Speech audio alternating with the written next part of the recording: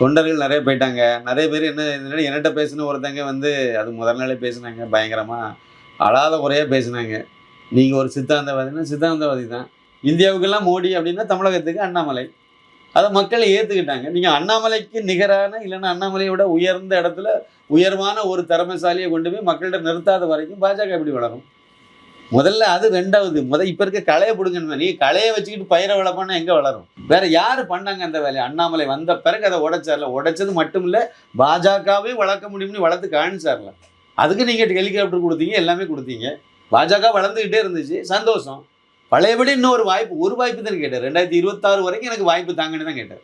அவரோட ரொம்ப எல்லாம் கேட்கல. 26ல் நான் இதை ஒரு மாற்றம் பண்ணிடுவேன்னு சொன்னார். அதுக்கு நீங்கள் ஒரு சந்தர்ப்பத்தை கொடுத்துருந்தீங்கன்னா, ஒரே ஒரு வாய்ப்பு, ஒரு பாராளுமன்ற தேர்தல் முடிஞ்சிட்டு ஒரு சட்டமன்ற தேர்தலுக்கும் ஒரு வாய்ப்பு கொடுங்கன்னு கேட்டார். கொடுத்துருந்தீங்கன்னா ஆட்சி பிடிக்கட்டாலும் பரவாயில்ல, குறிப்பிட்ட எம்எல்ஏவது இன்னைக்கு கையில் வந்திருக்கும். பாஜகனுடைய ஓட்டு சதவீதமும் கூடியிருக்கும். அது 27, 28க்கு போயிருக்கும். ஆட்சி பாஜக தனிப்பட்ட முறையில் 11% இருந்தது. 24, 25 வந்துட்டுனாலே கூட்டணி வந்து கண்டிப்பாக 18ங்கிறது 30 தொட்டிருக்கும். அப்போ விஜய்க்கு வந்து இப்போ கிடைச்ச ஓட்டு பாதிக்கு கீழே போயிருக்கும். ஆட்டோமேட்டிக்காக பாஜக கூட்டணி ஆட்சி பிடிக்கக்கூடிய லெவலுக்கு போயிருக்கும். ராஜா இவ்வளோ நாளாக என்ன பண்ணிட்டு இருந்தாரு? அவருக்கு என்ன மரியாதை கொடுத்தீங்க? என்ன முக்கியத்துவம் கொடுத்தீங்க? தமிழகத்தில் ஒரு பெரிய இதெல்லாம் பண்ணால் ஒரு மூத்த தலைவர் தானே, அவரையும் வச்சு சில விஷயத்த நீங்கள் இது பண்ணலாமே. அவரை ஒதுக்கியே வச்சு விட்டீங்களே, கண்டுக்கவே இல்லை. அவரோ ஒரு பாஜகனுடைய ஒரு தர்ம போராளியுடைய நிலைமையா இது. இப்போ எல்லாம் முடிஞ்ச பிறகு அமித்ஷாவை பார்க்க கூட்டிட்டு போறீங்க. திமுக கூட பாஜக கூட்டணி வைக்காதுன்னு நீங்க சொல்லுங்க பார்ப்போம். 2029 ஒரு உத்தரவாதம் கொடுங்கலாம். அதுக்கெல்லாம் வாய்ப்பே இல்லைன்னு சொல்லுங்க பார்ப்போம். வாய்ப்பு இருக்குல்ல? எதுக்கு தொகுதியை மாறினாங்க? வானதி சீனிவாசன் எதுக்கு கோவை வடக்குக்கு போனாங்க? நயனார் நாகேந்திரன் எதுக்கு சாத்தூருக்கு ஓடி போனார்?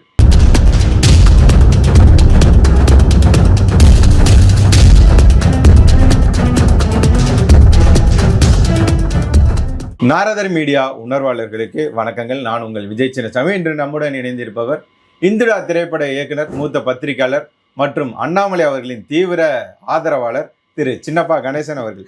வணக்கம் ஜி. வணக்கம் வணக்கம் வணக்கம் வணக்கம். நாரதர் மீடியா நெஞ்சங்களுக்கு எனது பணிவான வணக்கம். நான் எதிர்பார்த்தேன், அண்ணாமலை அவர்கள் பாஜகவில் இருக்கும்போது ஒரு அதிரடியான அரசியலை மேற்கொண்டார். திமுக ஆட்சியில் இருக்கும்போதே அவங்களோட ஊழலை பெட்டி பெட்டியாக வெளியே கொண்டு வந்தார். பொதுமக்களையும் அது சம்பந்தமாக பேச வச்சார். மகளிர் அதிகமாக அரசியல் வந்தது, அரசியல் சார்ந்து பேசுனது, திமுகவை எதிர்த்து எல்லாரையும் பேச வைத்தது அண்ணாமலை அவர்கள். அண்ணாமலை அவர்கள் நான் எப்படி பார்த்தேன்னா, தேசியத்தின் பாஜகவின் கொள்கையோடு தான் இவர் செயல்பட போகிறாரு. ஆனால் பாஜக பூப்பாதையாக தமிழ்நாட்டில் இருக்கும்போது அண்ணாமலை அவர்கள் சிங்கப்பாதையை தேர்ந்தெடுத்து இருக்கிறார் அப்படின்னு சொல்லி பார்த்தேன். ஆனால் அவர் இந்த அமைப்பு தொடங்கியதுலேருந்து அவர் ஒரு அமைதியான போக்கில் இருக்கிறாரோ அப்படின்ற மாதிரி இருந்தது. இப்போ சமீபத்தில் வெளியிட்ட வீடியோலாம் இயற்கை சார்ந்து அரசியலை மேற்கொள்ள போகிற மாதிரி தெரிகிறது. அவருடைய அரசியல் பயணன்றது இனி எப்படி இருக்கும்? அதாவது அவர் தெளிவாக தான் இருக்கார். எல்லாருமே சொன்னாங்க, நானும் கூட சொன்னேன், என்ன அமைப்பு அது இதுன்னு ஆரம்பிச்சு அரசியல் கட்சியை ஆரம்பிச்சாரா, அறிவிச்சாரா, நேர பயணத்தை தொடங்கினாரா, அதுதானே அரசியல் களத்துக்கு தேவை அப்படிதான் நானே நினைச்சேன். ஆனால் ஒரு அமைப்புன்னு அவரை வச்சு, ஏற்கனவே இருந்த அமைப்பு தான், இதே நான் சொல்லியிருப்பேன். பீத லீடர்ஸுங்கிறது ஏற்கனவே அவருக்கு ஒரு அமைப்பு இருக்குது, அப்புறம் புதுசாக எதுக்கு அமைப்பு இப்படி தான் நான் அந்த டெல்லியில் 2 நாள் அவர் தங்கியிருந்த நேரங்களில் நான் கூட அப்படி தான் சொல்லிட்டு இருந்தேன். ஆனால் நான் அதுக்கு பிறகு அவர் இதெல்லாம் அறிவித்த பிறகு எனக்கு ஒரு எண்ணம் என்ன தோணுச்சுன்னா, அவர் நம்மளை விட ஒருபடி மேலே தான் அவர் யோசிக்கிறாரு. எந்த விஷயத்தை எடுத்துக்கிட்டாலும் அவர் அதில் சில காரணத்தோடு தான் அவர் செய்கிறாரு. இன்றைக்கி 18 லட்சம் பேர் வாலண்டியராக அவருக்கு சேர்ந்துருக்காங்க அப்படின்னா அது சாதாரண விஷயம் இல்லையே. இன்னொன்று அதில் இருந்து தான் அவர் உள்ளாட்சி பிரதிநிதிகள் எடுக்காரு. உள்ளாட்சி பிரதிநிதிகள் பாஜக காரங்கன்னு மற்றவங்க குற்றச்சாட்டு வைக்கிறாங்க. பாஜகவுக்கு அவ்வளோ பேர் இருக்காங்களா? அப்படிதான் சொல்கிறாங்க. இல்லை, மொத்தமே 2.97% ஓட்டு தான் கிடச்சிருக்கு பாஜகவுக்கு. சரி, எண்ணிக்கையில் எடுத்து பார்த்தீங்கன்னா ஒரு 14 லட்சம் ஓட்டு தேரும். 14 லட்சம் பேர் தான். இவர் 18 லட்சம் வந்திருக்கேன் பாஜகவில். அப்போ நயனார் நாகேந்திரன் கொண்டு இதை சேர்ந்துட்டார். அப்போ நயனார் நாகேந்திரன், அவருக்கு மகன், அவர் வீட்டில் உள்ளவங்க எல்லாரும் சேர்ந்துட்டாங்க. அப்போ தமிழிசை, வானதி எல்லாரும் சேர்ந்துட்டாங்க. அப்போ இப்போ நாகேந்திரனே மாநில தலைவராக பரிந்துரை செய்தது அண்ணாமலைன்னு சொன்னாங்க. அப்போ நயனார் நாகேந்திரனை அவரை மாநில தலைவராக ஆக்குவதற்கு பரிந்துரை அண்ணாமலை செய்தார் அப்படின்னு சொல்லி எல்லாரும் சொன்னாங்க. ஆமாம், அன்னைக்கு அதான நிலவரம். நீங்கள் தான் அதிமுக கூட்டணி வச்சுட்டீங்க. இப்போ என்ன இதுன்னா, இவங்க சொல்கிறாங்க எல்லாம் நிறைய பேர் பாஜகலேருந்து உண்மையிலே தொண்டர்கள் நிறைய போயிட்டாங்க. நிறைய பேர் என்கிட்ட பேசின ஒருத்தங்க அது முதல் நாளே பேசினாங்க. பயங்கரமாக அழாத குறையாக பேசினாங்க. நீங்கள் ஒரு சித்தாந்தவாதின்னா சித்தாந்தவாதி தான். அப்புறம் இன்னொரு 1-2 நண்பர்கள் சங்கி, முன்னாள் சங்கிங்க, என்னத்தை வேணால் சொல்லிட்டு போங்க, எனக்கு அது புரியலை. நான் என்னை பொறுத்த வரைக்கும் தமிழகத்தில் பாஜகவால் செயல்படுத்த வாய்ப்பு இப்போ இன்னைக்கே இல்லையே. அண்ணாமலை போனதை விட்டுருவோம், பாஜகவை யோசிங்க. யார் தலைவர்? நயனார் நாகேந்திரன் தலைவர். அவரால் இவ்வளோ பெரிய சரிவை சந்திச்சாச்சு. அவரை மாற்றிட்டு 100 தடவை தலைவராக வைக்கணும், முயற்சியே பண்ணலையே. அந்த ஆப்ஷன் ஓப்பனாகவே தெரியலையே நமக்கு. ஒரு ராஜினாமா லெட்டர் கொடுத்தாருன்னு அப்பவே சொன்னாங்க, வாங்கி வச்சுருக்காங்க, கையில் கொடுத்த வாங்கியாச்சு. அண்ணாமலைக்கு வந்து ராஜினாமா லெட்டர் இப்போ கொடுக்கல, அது அப்போவே கொடுத்துட்டார். இதெல்லாம் வந்து இந்த அதிமுகவோட கூட்டணி வைக்கும்போதே அவர் கடிதம் கொடுத்துட்டார், எனக்கு தெரிஞ்ச ஒரு தகவல் கொடுத்துட்டார், அப்பவே கொடுத்துட்டாரு. அது பிறகு பாஜக அந்த கூட்டணி தான் டிசம்பர் மாதமே நான் வந்து வெளியே வர தயாராக இருந்தேன்னு சொன்னார்ல, அது 2வது அடுத்த இதில். அதுக்கு முன்னாடியே அவர் லெட்டர்லாம் கொடுத்து விட்டார். கொடுத்த லெட்டரை வாங்கி வச்சுக்கிட்டாங்க. டிசம்பர் மாதத்தில் அவர் நேரடியாக பார்த்து சொல்லவும் செய்திருக்கார். எலெக்ஷன் முடிஞ்சுட்டு நீங்கள் பார்த்துக்கலாம், அது வரைக்கும் நீங்கள் தேர்தல் பணி செய்துக்கிட்டார். அது ஒரு மரியாதை, அது செய்துட்டார். இதுதான் அதில் உள்ள விஷயம். ஆனால் நான் வந்து என்ன நினைக்கிறேன் அப்படின்னா, அண்ணாமலை இப்போ பாஜகவில் வந்து அவர் போயாச்சு, சரி. எங்கள் பாஜக வந்து மிக ஜனசங்க காலத்தில் இருக்கு. இது ஒரு பெரிய கட்சி. அந்த கட்சி எதுக்கு வந்து ஜனதாவில் போய் கலைச்சாங்க? பாஜகவே ஒரு கட்டத்தில் கட்சியை கலைச்சி விட்டாங்களே. ஜனதாங்கிற ஒரு இதில் போய் ஐக்கியம் ஆனாங்களா இல்லையா? இப்போ ஜனசங்கம்னு இருந்ததை அப்படியே கலைச்சி தானே அப்புறம் திருப்பி உருவாக்கும் போது ஜனசங்கம்னு உருவாக்க முடியலை.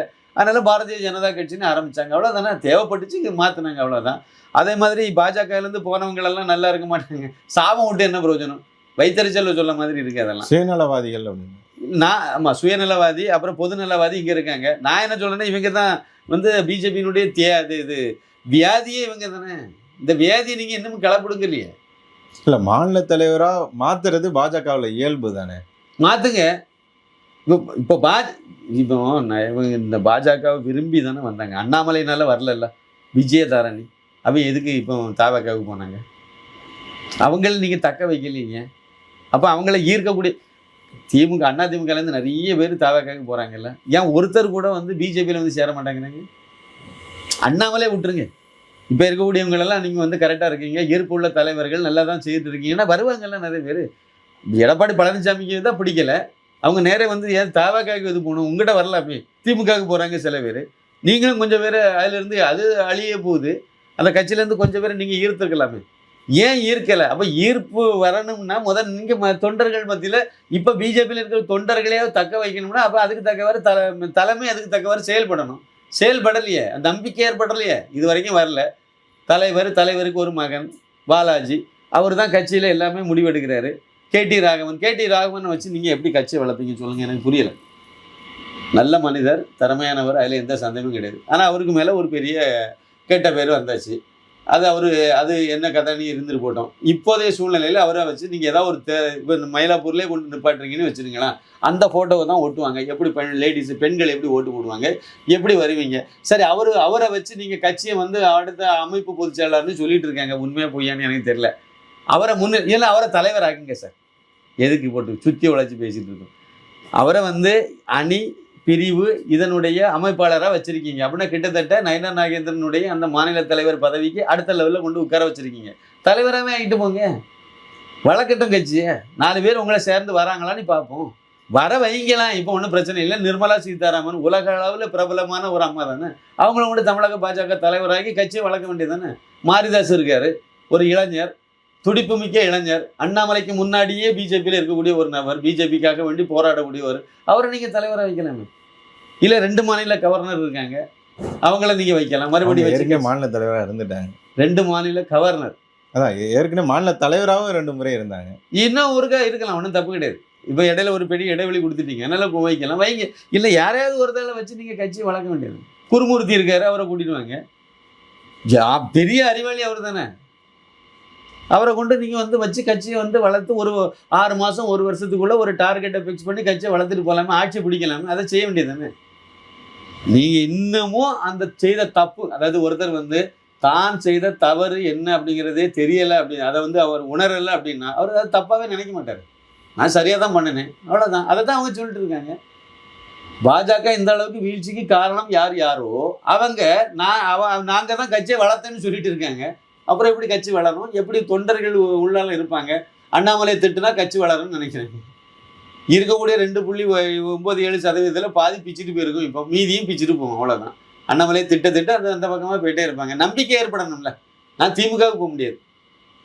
அப்போ நான் வந்து எனக்கு இல்லை நம்பிக்கை இழந்து போகுது. அப்போ அண்ணாமலை அந்த நம்பிக்கையை கொடுக்குறாரு. அவரை சார்ந்து போனால் கண்டிப்பாக அவர் தமிழகத்தில் ஒரு மாற்றத்தை கொண்டு வருவார். 2031 தமிழகத்தில் ஆட்சி மாற்றம் கண்டிப்பாக அண்ணாமலை தலைமையில் நடக்கும்னு நம்புகிறேன் நான். நீங்கள் அதை விட பிரமாதமான ஒரு தலைவரை கொண்டு வச்சு நீங்கள் வந்து அதை நடத்துங்க, நம்பிக்கையை ஊட்டுங்க. அண்ணாமலை மாநில தலைவர்லேருந்து வெளியே வராரு. நயினார் நாகேந்திரன் தலைவர் பதவி ஏற்கிறாரு. முதல் வாசகமே அவர் என்ன சொன்னார்?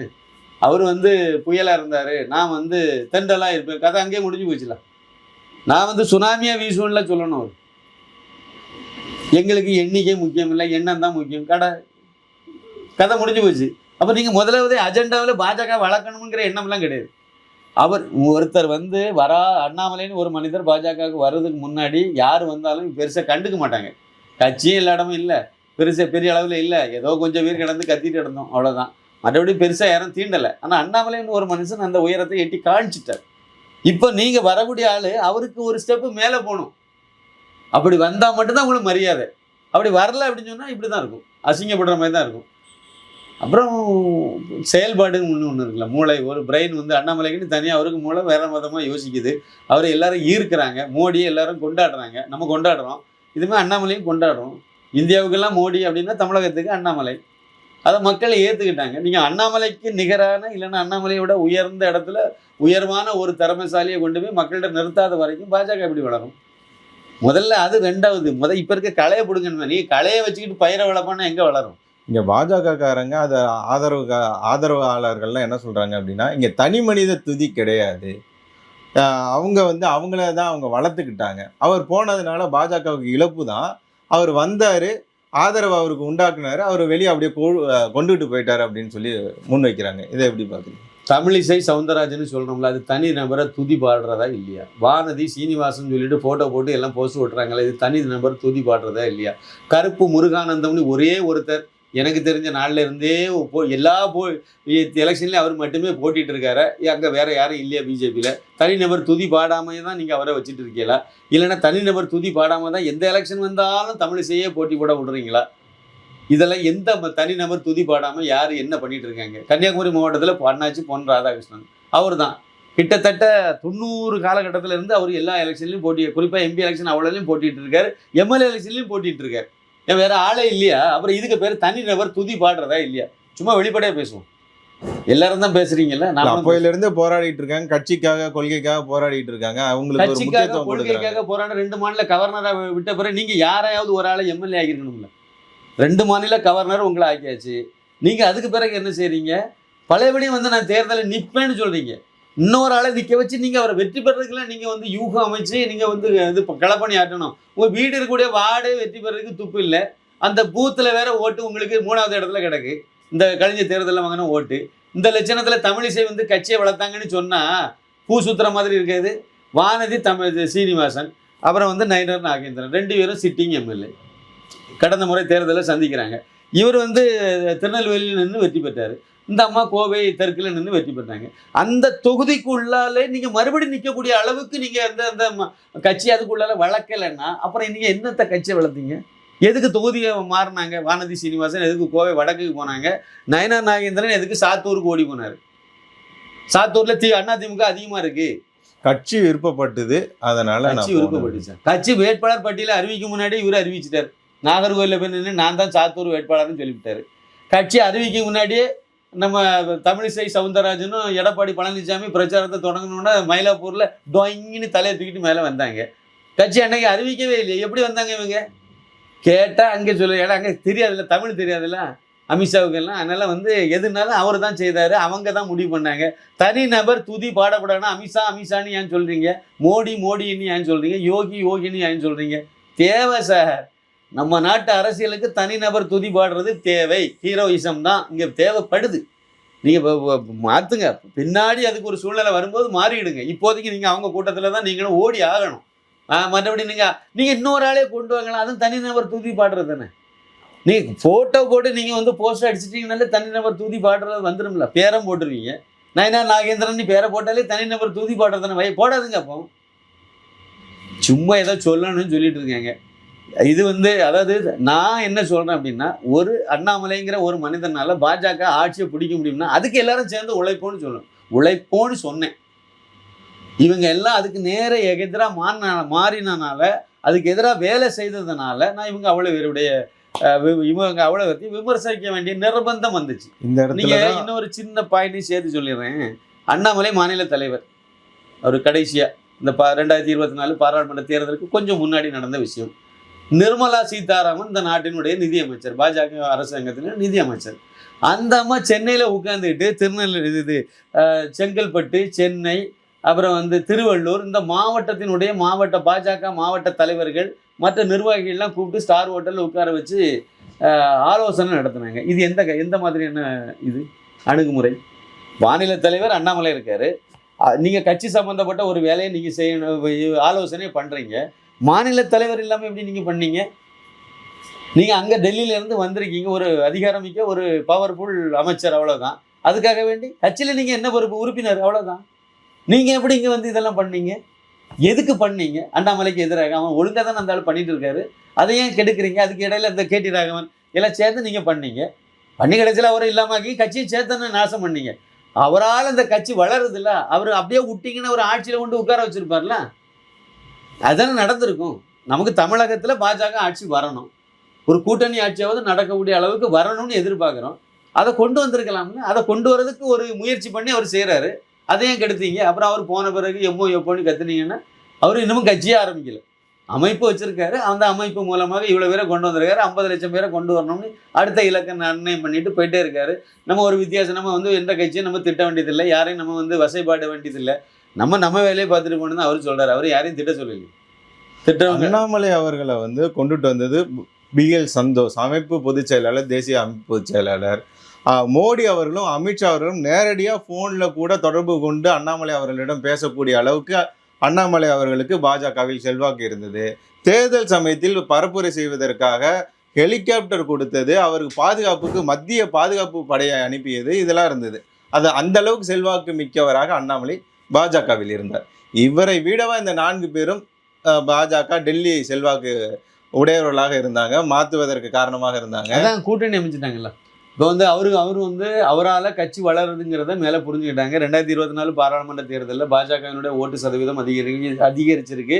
எங்களுக்கு டபுள் டிஜிட்டில் ஓட்டு வங்கி எங்களுக்கு வந்திருக்குங்கிறத பிரதமர் சொன்னார். அந்த எலெக்ஷனுக்கு பிறகு சொன்னார், எங்களுக்கு MP கிடைக்காட்டாலும் பரவாயில்ல, ஆனால் எங்களுடைய கட்சி வளர்ந்துருக்குங்கிறத அவர் சொன்னார். கேரளாவில் இந்த மாதிரி 18% ஓட்டில் ரொம்ப வருஷமாகவே பாஜக ட்ராவல் பண்ணிகிட்டே இருக்குது. அப்போது அந்த 2 டபுள் டிஜிட்டில் ரொம்ப வருஷத்துக்கு முன்னாடியே வந்துட்டு, ஆனால் MLA MP கிடைக்கல. இப்போ தான் கடைசியாக சுரேஷ் கோபி வெற்றி பெற்றார், அப்புறம் இப்போ MLA கிடைச்சிருக்காங்க. ஆனால் அதுக்கு பல ஆண்டுகளாக அவங்க ரத்தம் சிந்திட்டு இருக்காங்க, தொடர்ந்து போராடிட்டே இருக்காங்க. அப்போ அதே மாதிரி பாஜக இப்போ ஏறி ஒரு ஸ்டெப்பு மேலே வருது. குருமூர்த்தி என்ன சொன்னார்? அது பாஜக வேகமாக வளர விடாது. இன்னும் வளர்கிறதுக்கு ஒரு இதுவா, இவ்வளோ கிலோமீட்டரில் தான் வேகத்தில் தான் வளரணும்னு அப்படின்னு தான் இருக்கா சொன்னார். அவர் யார்? பாஜகவில் என்னவா இருக்காரு? எதுவும் கிடையாது.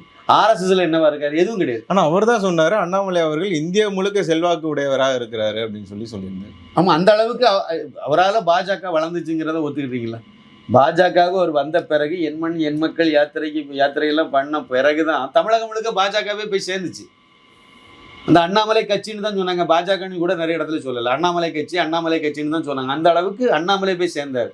அதுக்கு முன்னாடி என்ன லட்சணத்தில் தமிழ்நாட்டில் மோடியுடைய பிம்பம் எப்படி இருந்துச்சு? வில்லனாக கட்டமைச்சு வச்சுருந்தாங்க. குறிப்பாக தமிழிசை சவுந்தரராஜன் மாநில தலைவராக இருந்த நேரத்தில் தான் அந்த வேலையை ஆரம்பித்தாங்க. திமுக தான் ஆரம்பிச்சுது.